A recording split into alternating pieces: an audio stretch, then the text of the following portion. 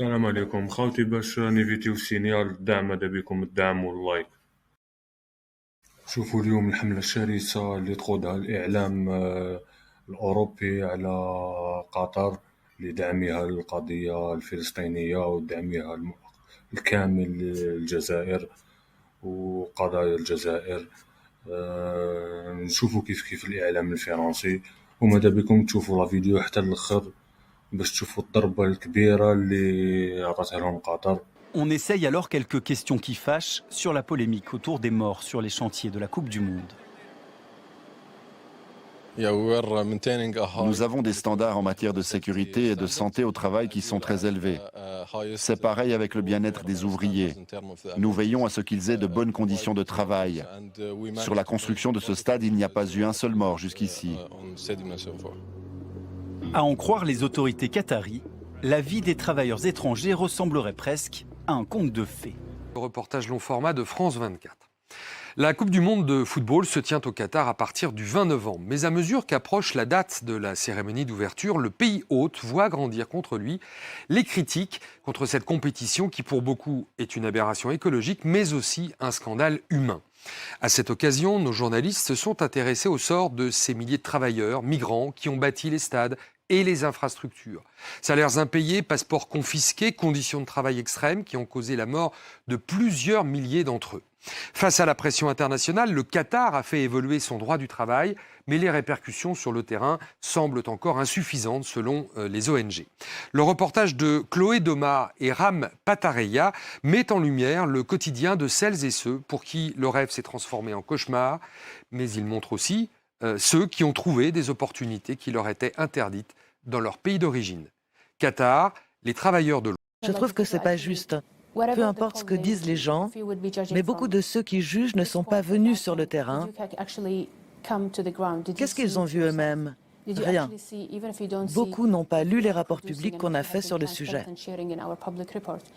Ce matin, on a visité un logement et dedans, il y avait 16 personnes. Qu'est-ce que vous en pensez? Si vous avez vraiment visité un endroit comme ça, je vous encourage à le dire au ministère du Travail, où vous pouvez nous en parler et on s'occupera de ce cas. Nous avons sollicité plusieurs fois le ministère du Travail. Personne ne nous a répondu. Par contre, le lendemain, on nous invite à visiter Asian City. Derrière de hauts murs, ce camp accueille 70 000 travailleurs, uniquement des hommes.